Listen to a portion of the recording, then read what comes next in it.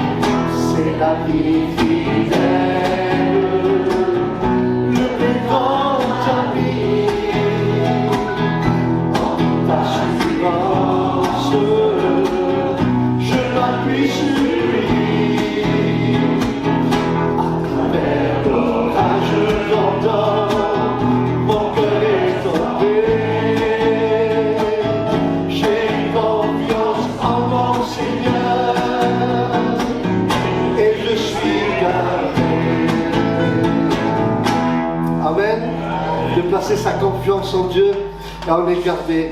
Alléluia. On va continuer avec ce chant. Je loue ton nom éternel.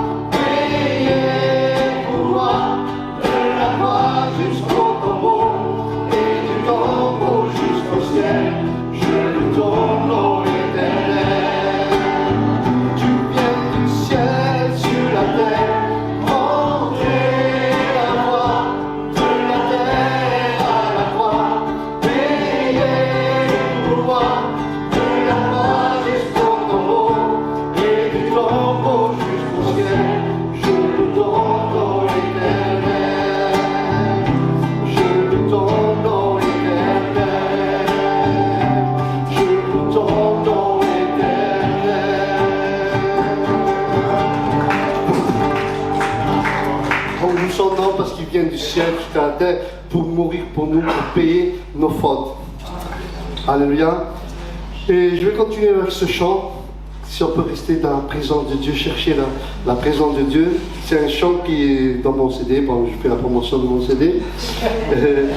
C'est Heureux est l'homme. C'est le psaume premier. Tout le monde connaît.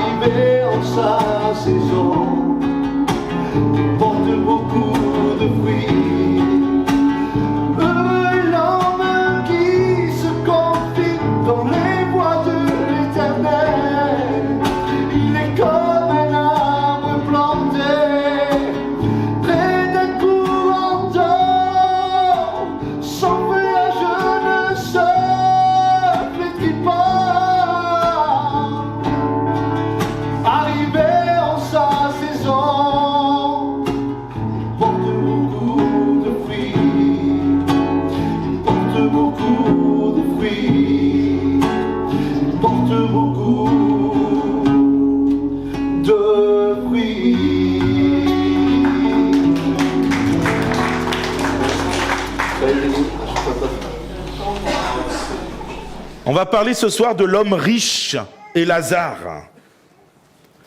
Avant ça, je vais vous poser une question. Qui connaît le film Matrix? Je vois des jeunes qui connaissent pas trop, des gens. C'est vieux, mais ça va, il n'y a pas de... Paul, tu connais? Au fond, vous connaissez... Ah là là là là, c'est bon. Je vais pas vous prêcher sur Matrix, vous inquiétez pas. Mais, juste pour vous faire comprendre, j'aime ce film, un bon film des années d'avant, voilà, dans l'ancien temps, l'ancien millénaire. Et c'est un film où il y a un gars qui se réveille et il vit dans un monde un peu comme le nôtre.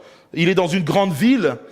Et puis, tous les jours dans son quotidien, il y a quelque chose qui le dérange. Il vit sa vie, métro, boulot, dodo. Il rencontre des gens, il fait plus ou moins toujours la même chose.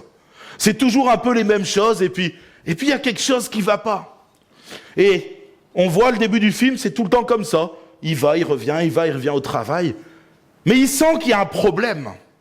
Et puis à un moment, il y a des gens qui vont venir et qui vont lui révéler qu'il vit dans un monde fictif. Un monde qui n'est pas la réalité. Un monde, en fait, qui a été imaginé. Et en fait, il est esclave des personnes qui le tiennent dans ce monde fictif. Alors pour les plus anciens, peut-être vous ne me suivez pas. Pour ceux qui l'ont vu, c'est plus facile forcément. Et j'aimerais dire aussi que nous, parfois, on vit dans une fiction. On est un peu comme dans Matrix. Ça fait bizarre ce que je vais dire, mais on est là et on vit nos vies sur les réseaux sociaux constamment. On est là, on regarde les séries télé et on a l'impression en fait que c'est la vraie vie. Avec des stars qui sortent de n'importe où, des super-héros, des gens super riches. Moi j'ai un complexe quand je regarde certains films. On a des pères de famille, ils rentrent dans des voitures, vous voyez les films américains, des Dodge Ram énormes, une voiture à 100 000 $.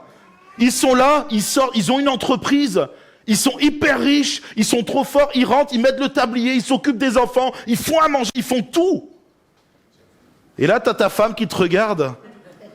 Toi, à côté, tu transpires, tu dis, Seigneur, pourvu qu'il n'y ait pas une comparaison là, parce que le gars, il est... Bien sûr, je rigole. Mais on a l'impression, aujourd'hui, que les gens vivent dans un monde fictif. Et pourtant, on vit dans un monde bien réel. On va prendre le texte dans Luc au chapitre 16 et au verset 19 à 31. Luc 16, 19, 31.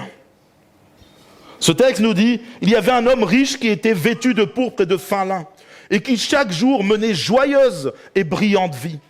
Un pauvre nommé Lazare était couché à sa porte, couvert d'ulcères et désireux de se rassasier des miettes qui tombaient de la table du riche. Et même les chiens venaient encore lécher ses ulcères. Le pauvre mourut, et il fut porté par les anges dans le sein d'Abraham.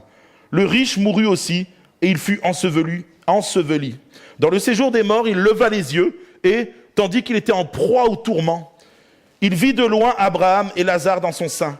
Il s'écria, « Père Abraham, aie pitié de moi, et envoie Lazare pour qu'il trempe le bout de son doigt dans l'eau et me rafraîchisse la langue.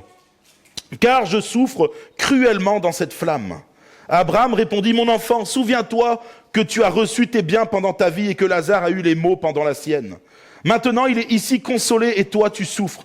D'ailleurs, il y a entre nous et vous un grand abîme, afin que ceux qui voudraient passer d'ici vers vous ou de là vers nous ne puissent le faire. » Le riche dit, « Je te prie donc, Père Abraham, d'envoyer Lazare dans la maison de mon père, car j'ai 5 frères. C'est pour qu'il leur atteste ces choses, afin qu'ils ne viennent pas aussi dans ce lieu de tourment. » Abraham répondit, « Ils ont eu Moïse et les prophètes, qu'ils les écoutent. » Et il dit, « Non, Père Abraham, mais si quelqu'un des morts va vers eux, ils se repentiront. » Et Abraham lui dit, « S'ils n'écoutent pas Moïse et les prophètes, ils ne se laisseront pas persuader quand même quelqu'un des morts ressusciterait. » Amen.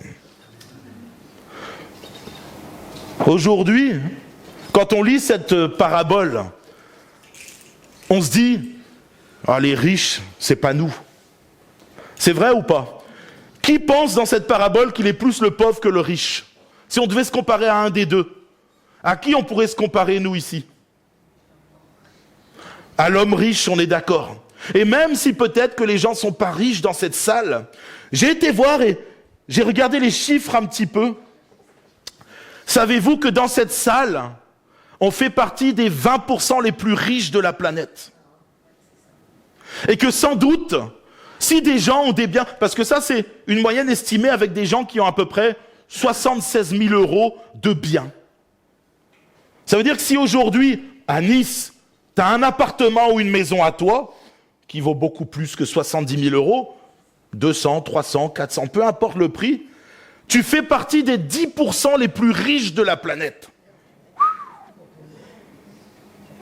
Moi, je me rappelle, quand j'entendais cette parabole, J'étais toujours en train de dire, ah, ça c'est les riches, ils sont ingrats les riches.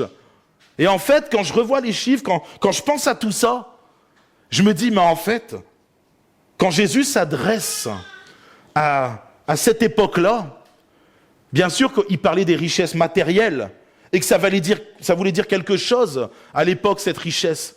Mais aujourd'hui, nous, les Européens, les Occidentaux, nous sommes les riches.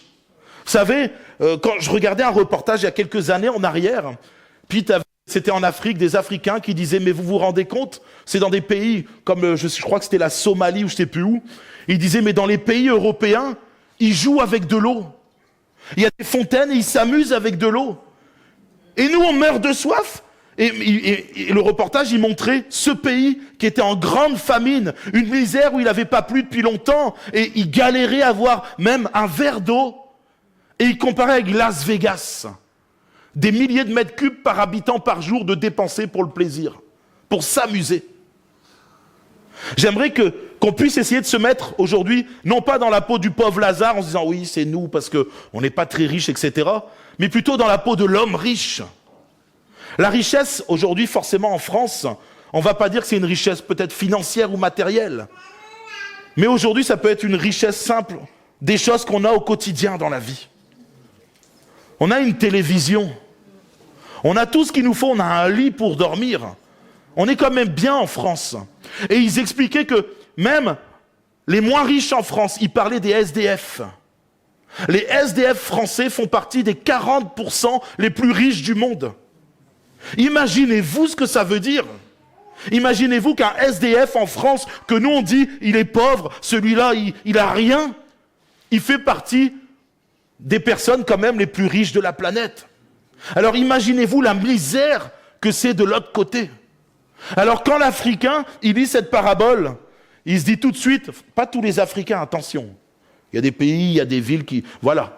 Mais ce que je veux dire, c'est que dans ces pays où il y a de la famine, où il y a de la misère, quand ils lisent cette parabole, l'homme riche, il parle de nous. Ah, c'est les Français. Ils sont là, ils gaspillent de l'eau. Même quand ils vont aux toilettes, il y a de l'eau. Enfin, pour nous, c'est naturel, on est content, on tire la chasse. 15-20 litres d'eau par chasse. Mais vous imaginez même pas que ce qu'il y a dans la cuve, certains pays aimeraient récupérer cette eau et la boire. C'est de l'eau potable qu'on use. Alors quand on lit cette parabole, il faut prendre conscience que Jésus, aujourd'hui, s'adresserait à nous. Et cet homme riche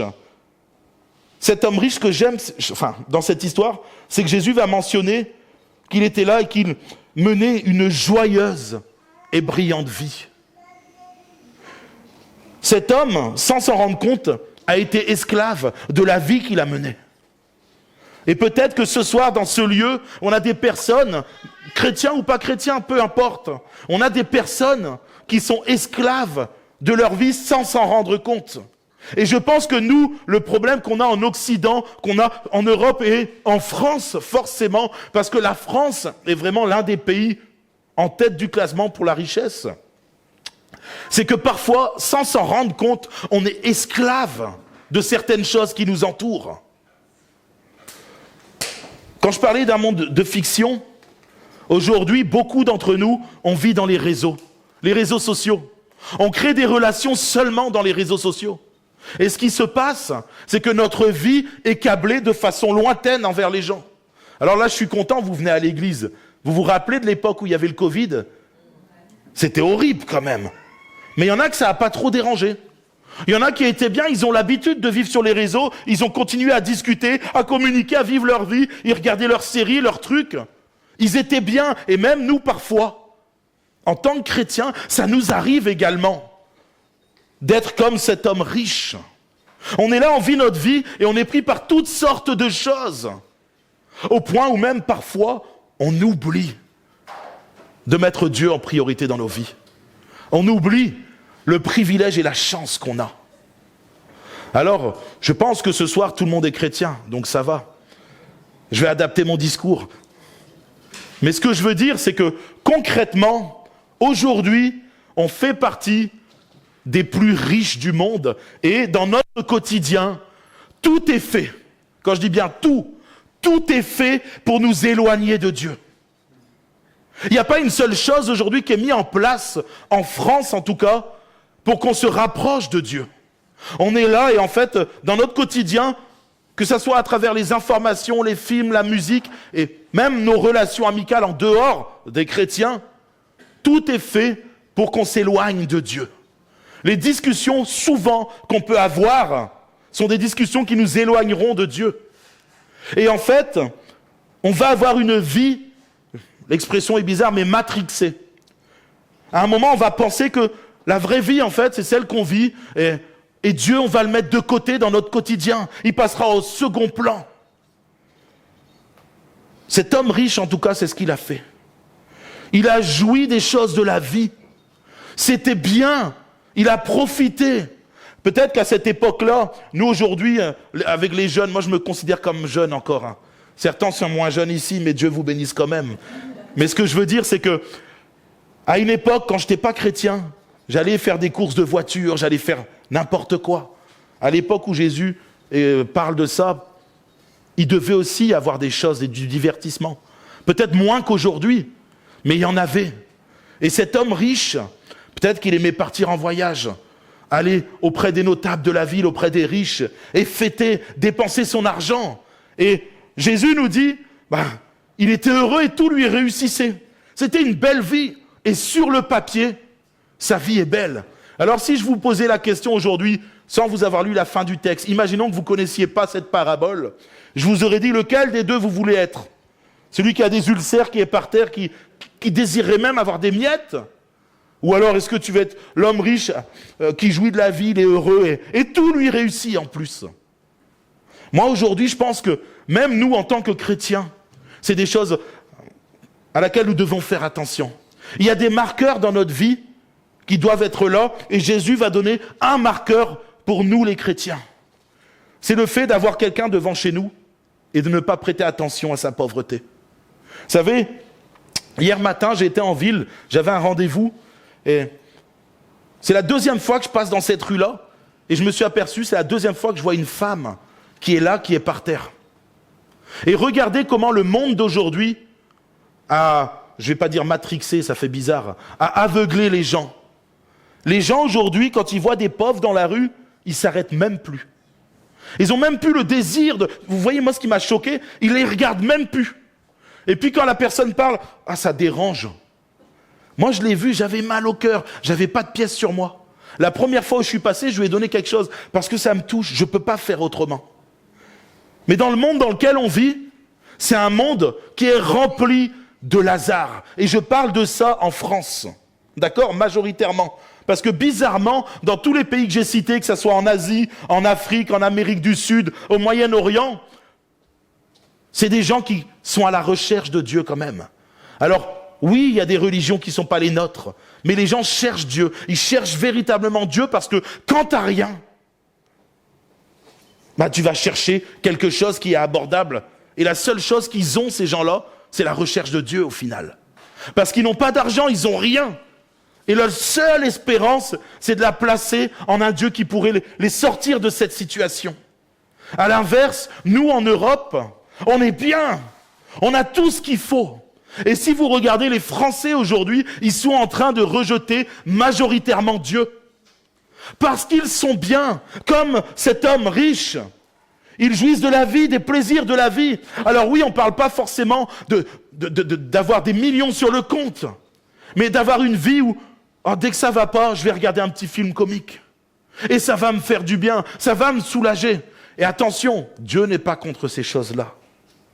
En fait, ce que Jésus est en train de dire dans ce texte-là, c'est que si le divertissement, si les choses de la vie passent avant Dieu, alors là, tu vas avoir un problème. Dieu passera au second plan et au final, tu vas même être aveuglé. Tu vas rentrer comme dans Matrix, tu seras dans un monde fictif. Tu penseras que tout va bien, tout est bien, que c'est ça la vraie vie. Et au final, tu passeras à côté du principal. Vous savez, je me rappelle la première fois où j'ai été adulte en Guinée. J'avais sans doute 24 ans. Je venais de retrouver mon père et ils m'ont payé un voyage en Guinée pour aller voir mon pays d'origine. Et j'arrive là-bas. Moi, j'étais, vous savez, le français, le breton, voilà. Et je me pointe là-bas. Et moi, j'étais toujours en train de râler. J'étais un râleur. J'arrive là-bas, je vois un gars, il n'avait pas de jambes. Il avait créé une espèce de planche avec des roues et il se baladait avec ses mains comme ça, il toquait aux portes des voitures et puis je le voyais en train de rigoler, de sourire. Et c'est là, je vous dis, j'ai été choqué. Cet homme qui n'avait rien, ce Lazare, qui souffrait de la vie, c'était injuste ce qu'il avait vécu. Ses jambes arrachées et il était là sur un skate en train de mendier pour manger. Et je voyais un sourire sur son visage. Il avait l'air d'être heureux. Et je me suis dit ce jour-là, mais c'est pas possible. En France, on a tout ce qu'on a besoin. On manque de rien. On manque vraiment de rien. Peut-être que parfois tu as des difficultés financières, mais tu sais que le mois d'après, où tu économises pendant 3-4 mois, tu te serres un peu la ceinture, ça ira un peu mieux. Dans ces pays-là, il n'y a pas ça. Le gars, s'il mendie pas, qu'il ne s'est pas créé une planche en bois avec des roues, ben il meurt. Et je me suis dit, mais c'est pas possible. Moi, je suis en France, dans les 20% les plus riches du monde. J'ai tout ce qu'il faut. Et pourtant, je suis là à me plaindre. Cet homme riche va vivre sa vie.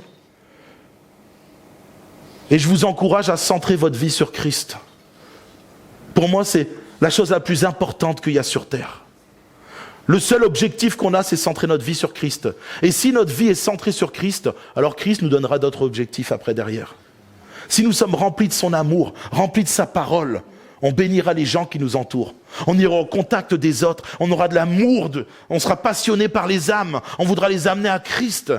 On aidera les gens, ça deviendra naturel.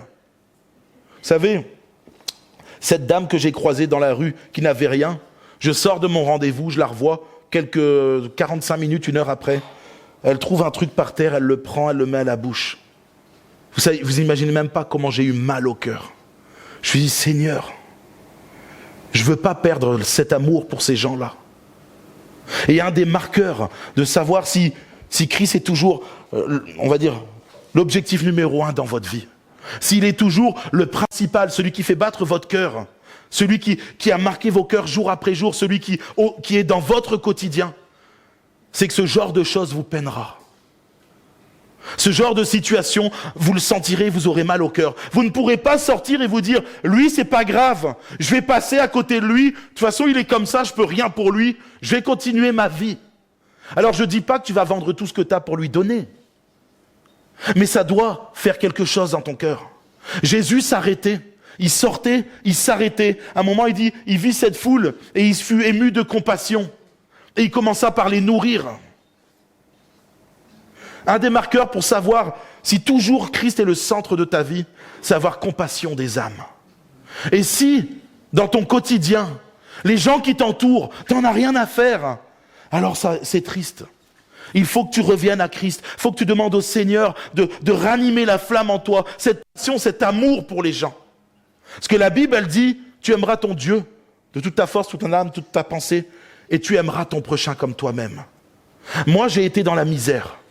J'ai été comme ces SDF. Vous connaissez pour la plupart mon témoignage. À un moment, j'étais SDF. J'ai fait 3 mois où je devais aller au secours populaire, je devais aller au repas, là, les restos du cœur, toutes ces choses-là. J'allais leur demander à manger et les gens me donnaient à manger aussi. Vous savez, je bénis Dieu que des gens aient eu de la peine en me voyant et aient voulu m'aider. Et je me dis, nous les chrétiens, nous devons faire la même chose. Nous devons aimer les gens, ne pas négliger notre prochain. Combien de personnes autour de nous, combien de personnes marchent dans une fiction et courent derrière des choses inutiles?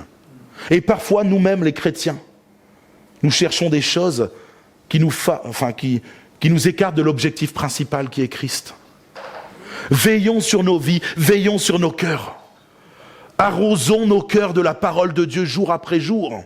Et dans une communion intime, dans une relation intime avec Dieu, demandons-lui de nous donner plus d'amour pour les autres. Alors je vous ai dit, j'ai changé mon message. J'avais prévu une évangélisation, mais vu qu'il n'y a que des chrétiens ce soir, je m'adresse à des chrétiens.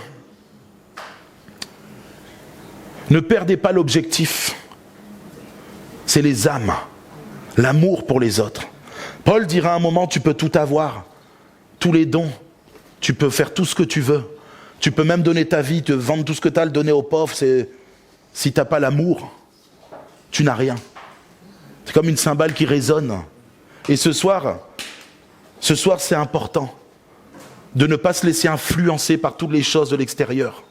Toutes ces choses qui nous détournent de l'objectif principal. Je me rappelle un jour, il y avait un film qui était vraiment idiot. Le film s'appelait Idiocratie.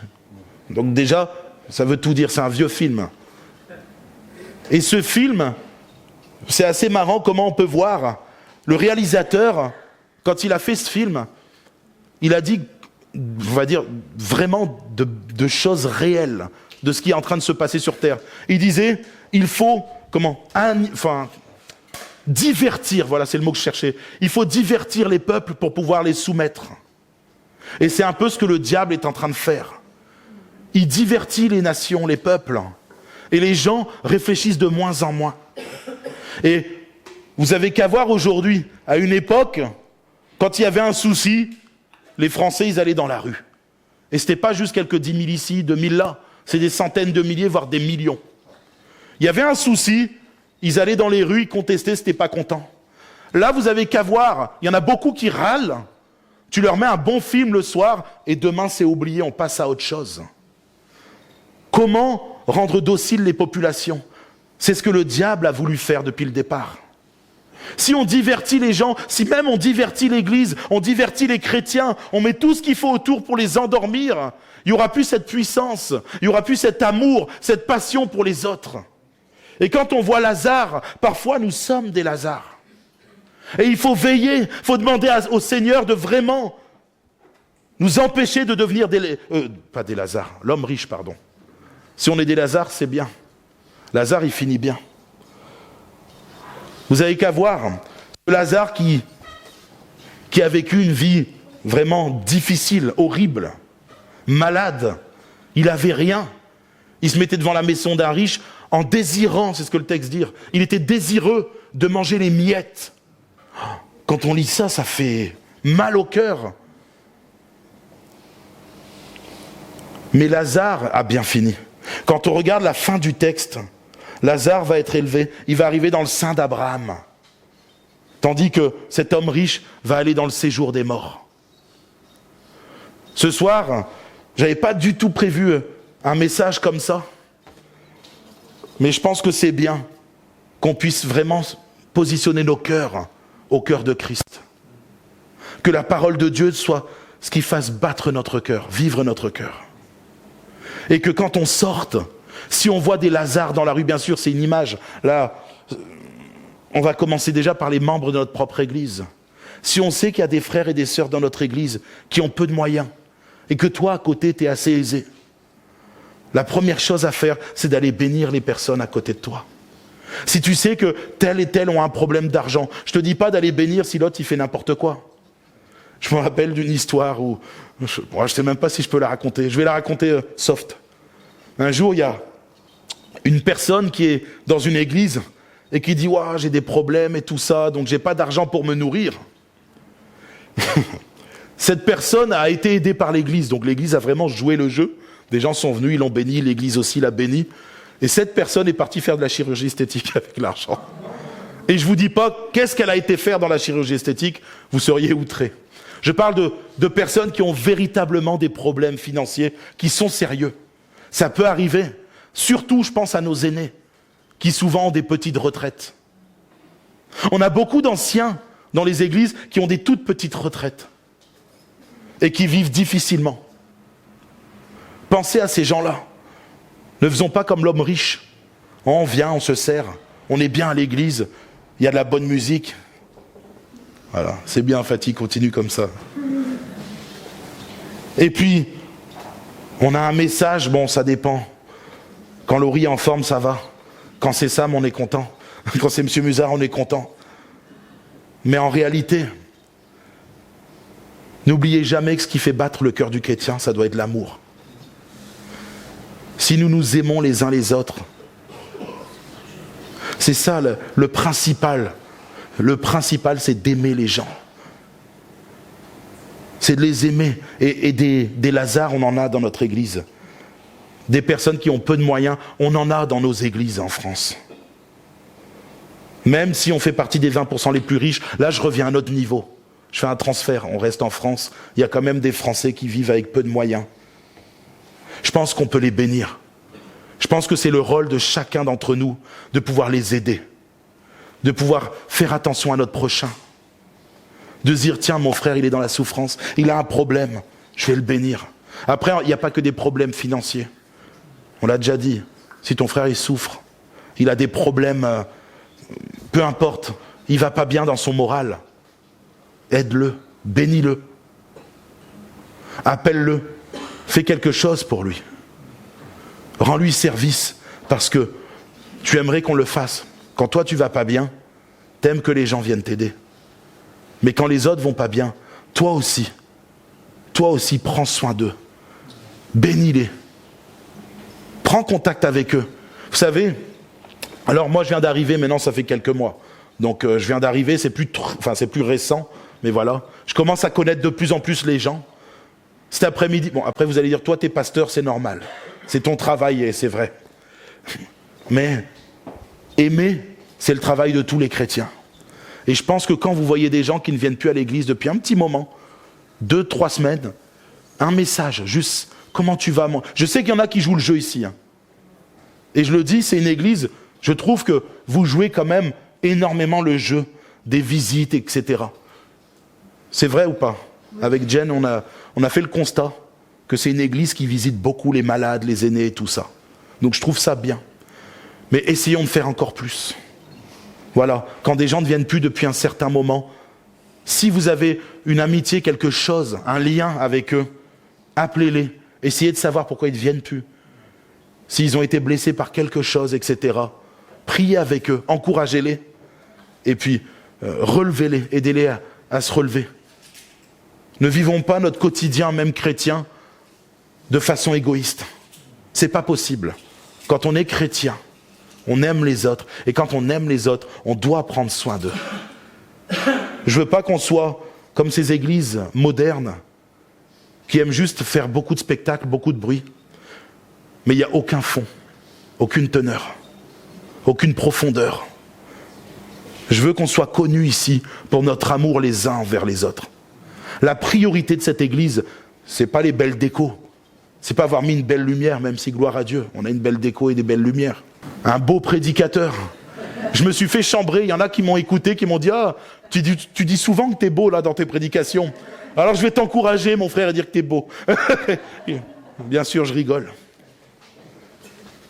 Le principal dans cette église, ça doit être l'amour.